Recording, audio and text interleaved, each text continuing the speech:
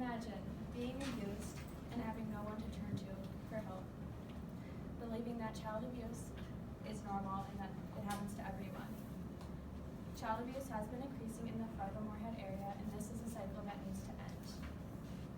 Rates in the U.S. have been steadily decreasing, but in North Dakota, the rates have nearly doubled since the year 2000,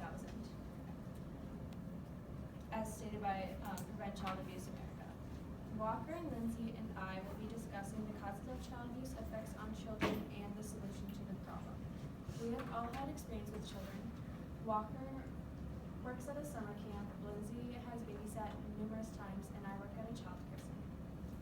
We have all learned to recognize the signs of child abuse. By educating the general public on the signs and causes of the child abuse, we hope to reduce child abuse. Today, we will talk to you about the causes and effects of child abuse and the potential solutions to the community issue.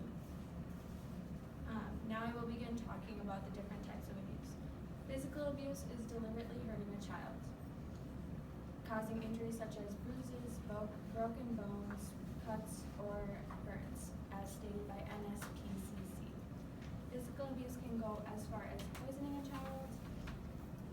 Physical abuse is any abuse that is not accidental. The injuries are usually consistent and it's constantly happening. Emotional child abuse is another form of abuse. Emotional child abuse is maltreatment which results in impaired judgment and it leads to impaired psychological growth and development. It involves words, actions, and indifference. Abusers constantly reject, ignore, belittle, dominate, and criticize the victims. This form can occur with physical abuse, and most likely it is happening with together. Child neglect is the most common form of maltreatment. Child neglect is not giving a child their basic needs, which includes food, housing, hygiene, anything like that the parents usually provide for their children. It is the easiest to spot. A child may be over or underweight, be developmentally delayed, be sick constantly, be dirty or have poor personal hygiene, or not have the right clothing for the weather, according to WebMD. Now Lindsay will talk about why parents abuse their children. Like Ashton said, I'm going to be talking to you about why parents abuse their children. Most of the time, parents abuse their children because they were abused at some point during their life. Whether in their childhood, their adult life, their teens, it doesn't matter, but they were usually abused at some point during their lifetime. Also, parents could abuse their children because they suffer from emotional disorders such as anxiety, depression, anything of that sort, according to nobullying.com. This can affect people in many ways, so now I'm going to tell you about the effects that it has on the children and the parents. It affects children because children that were abused are more likely to be abusive later in life, whether it be to their peers at the same age that they are now, or their parents in their adult life when they are parents. And this is bad because abuse is a never-ending cycle, and this just keeps the cycle going. This is according to Firestone PL.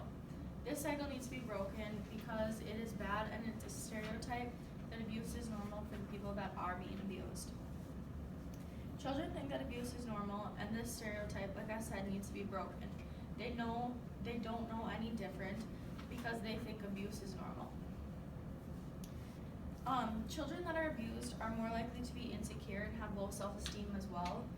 They're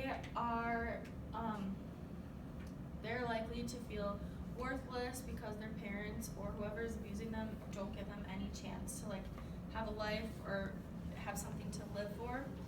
And so they can have really low self-esteem and feel worthless. Kids don't know that abuse is wrong, so we need to change this.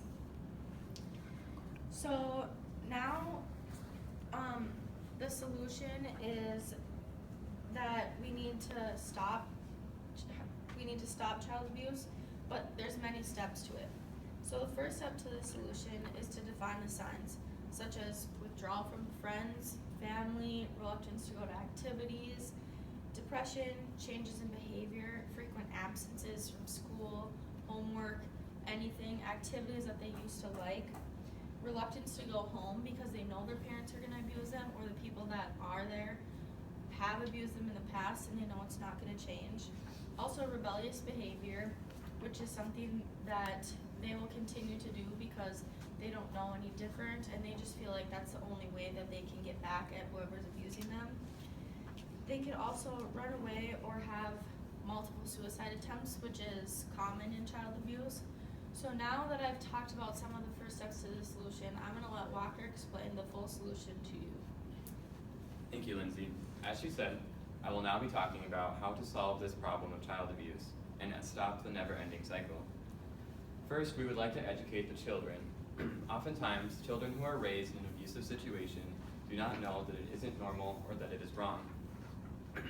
We would educate the children in schools, daycares, or other places such as after-school programs, after-school activities such as sports, or even we could host a community event. These are not perfect solutions, however, though, because oftentimes, like we've said, children who are in an abusive situation are often kept home from school and don't attend regularly. They also would not be allowed to participate in extracurricular activities. However, this would still be beneficial because even if we're not reaching the children who are being abused, their peers would be reached and be able to recognize the signs of child abuse and be able to know how to report that to an adult. The more eyes that we have watching out for child abuse, the better, whether it be a child or an adult. Which brings me to my next point. We would also like to inform the adults in our community about the signs of child abuse.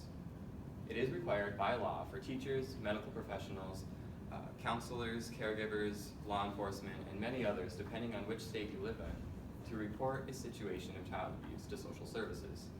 It is also required by social services to follow up with this report, whether it be with the child in question or with the adult. This is all according to childwelfare.gov. However, it is possible for anyone to report a situation of suspected child abuse. A better educated public would be better able to see the signs and recognize them and report them. We would use various social media platforms, TV and radio ads to help get the information to the public. The more places that we can get the information to the public, the more likely the public would be able to receive that information and be more educated on the topic. Currently, these platforms are being underutilized, and by better using them to inform the public, we can help bring an end to child abuse. In conclusion, today we talked about educating the public on the causes and effects of child abuse.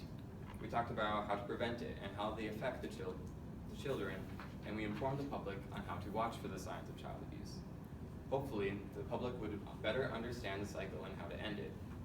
We need to inform the people that know the signs of child abuse, and the more people that know the signs, the more people can watch out for it and help decrease this problem.